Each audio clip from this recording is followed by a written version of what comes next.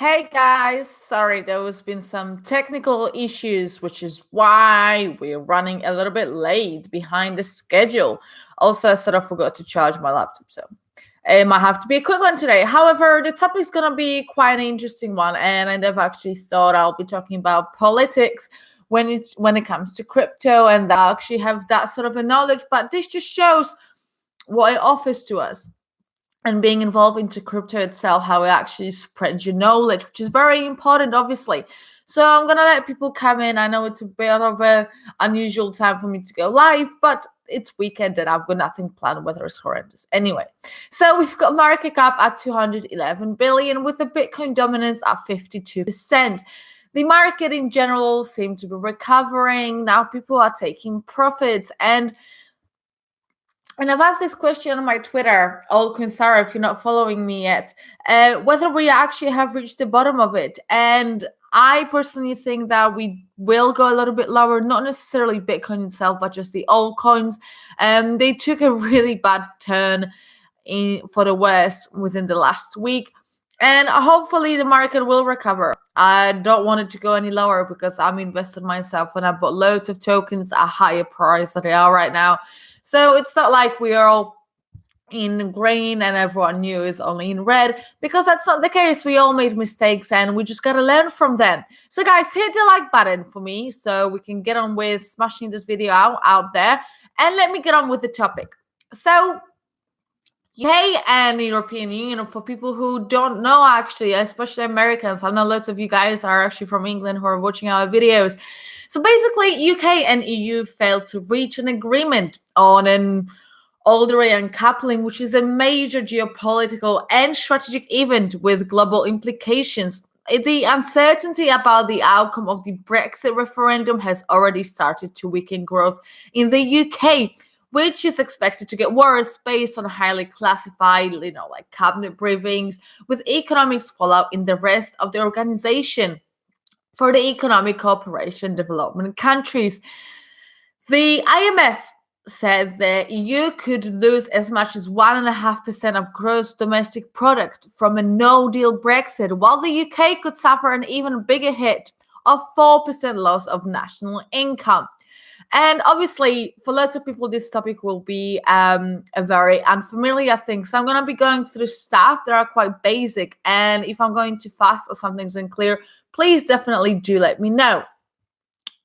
So from a legal framework perspective, crypto assets, unlike financial instruments, are not greatly harmonized in the EU, nor highly regulated in the major of EU member states. And the differences in their approach to crypto assets regulation is due to the differences in their legal framework, the economies, and the institutional practice of the representative authorities, basically.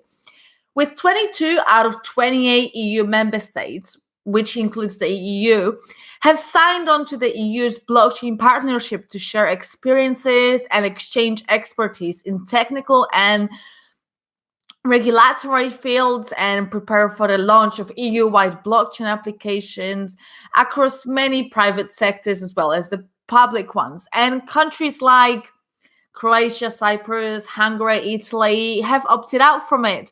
The EU has been pushing for cryptocurrency regulation at the European and even G20 level, coordinated by the OECD, taking its regulation out of the control of member states. The EU also took the lead in proposing an EU-wide digital tax ahead of the OECD.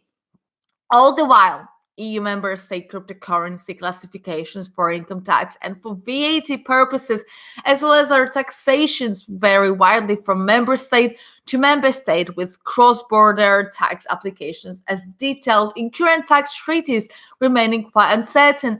And these multiple tax issues are compounded by the individual implementations of the EU anti-money laundering laws by member states that will likely create barriers to pan-European blockchain implementations.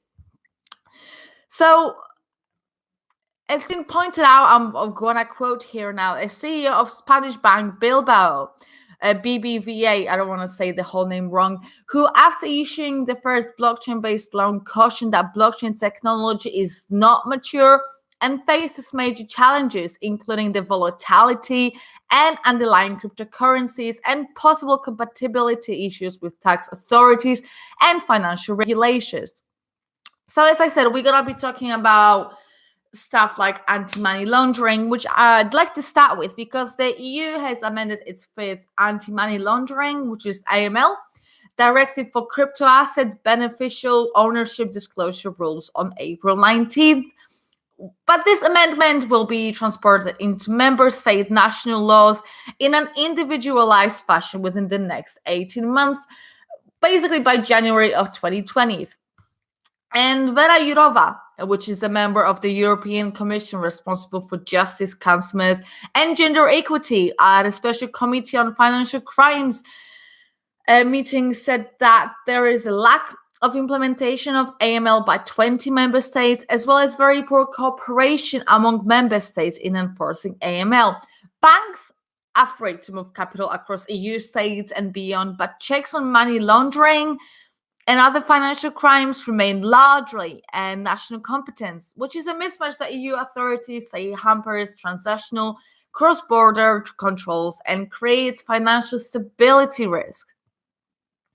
Some members also say that calling for a new body to be set up to counter money laundering at the EU level, while others factor the idea of giving more power to one of the existing EU financial regulators, such as European Banking Authority.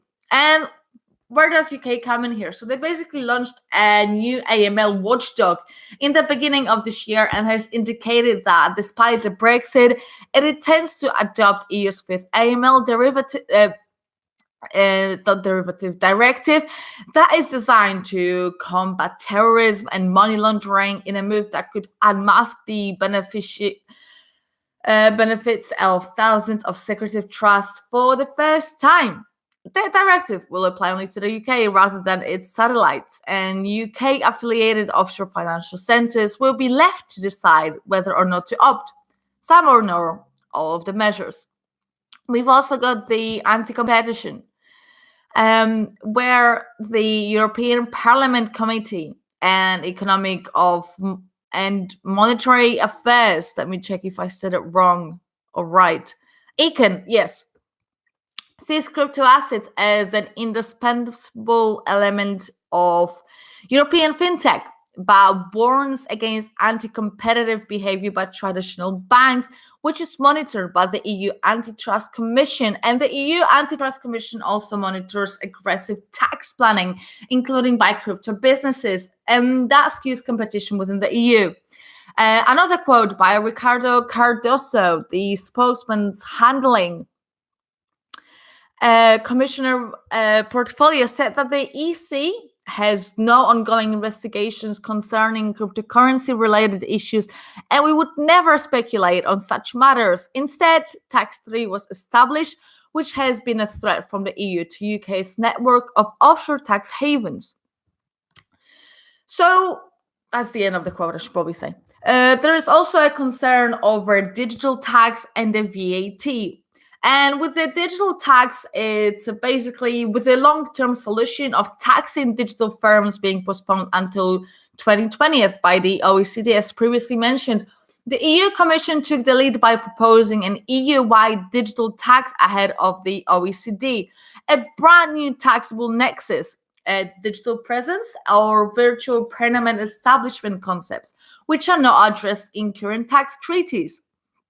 As another quote from Christer Andersen, this time from EESC, says that when assessing the effective level of taxation of the digital sector, the EESC underlines the need to take into account the changes in the tax codes going forward due to the ongoing implementation of the BEPS rules. And in particular, they consider the substantially increased level of taxation in the US of US digital firms operating in the EU due to the changes in the US tax code. Also, the UK Chancellor of the Exchange, Philip Hammond, disagrees and has called for a global approach to digital taxation through further dialogue at the OECD rather than pursuing the EU solutions.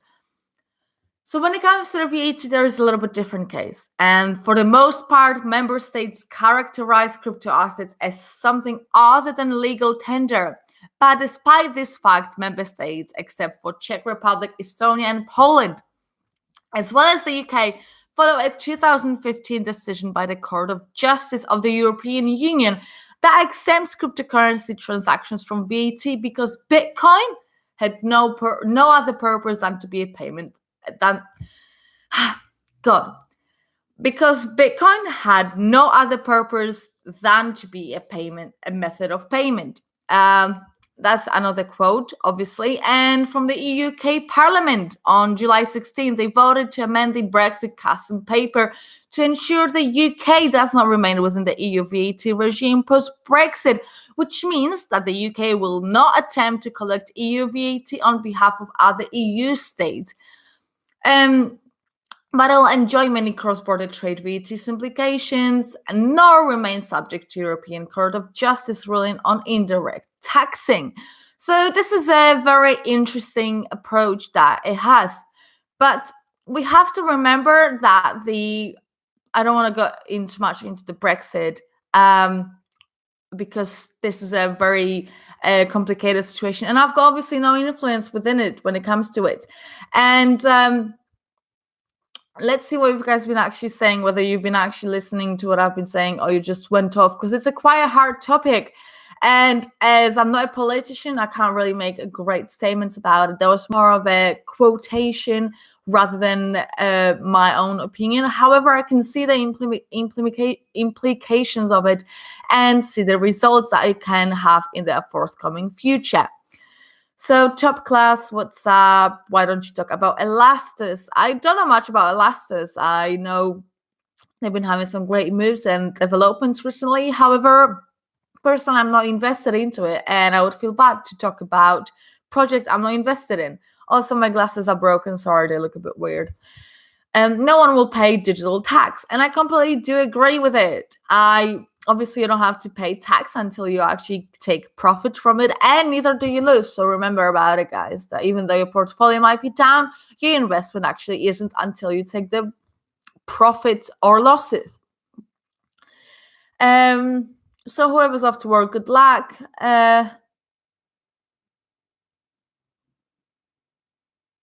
Yes, I love privacy coins, and if you guys been following me, you know I do like a lot of Dash. However, it's not professional financial advice, and I'm not a fan of Verge.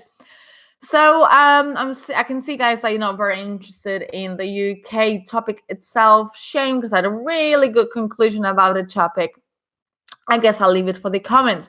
So taxes, yes, I do. Prince, talking about the taxes themselves. Taxes are really weird. I pay a lot of tax, I think. And if you earn even more money, you pay even more tax, which makes sense. However, I would not want it to be the case, because it hurts to see how much tax actually goes away, how much money is taken from me. But then we get loads of benefits in UK. In the US, you only pay 2% tax, or something like that. In UK, it's 20%. But then you get an NHS, which is a national health system, and you get all the benefits of free healthcare, which is absolutely brilliant. And basically, it's something for something. Taxes are a worry that not many people have to worry about right now, because the tax year is in April. I'm pretty sure. I don't see. I'm so bad with taxes. My mom is an accountant, and if I have any questions, I usually ask her.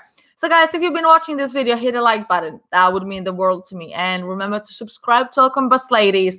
Follow me on Twitter at Altcoin Sarah if you're not yet. My tweet's gone viral. Roger Ver liked my tweet earlier on today about the Bitcoin and the government. So I'm in a really good mood today.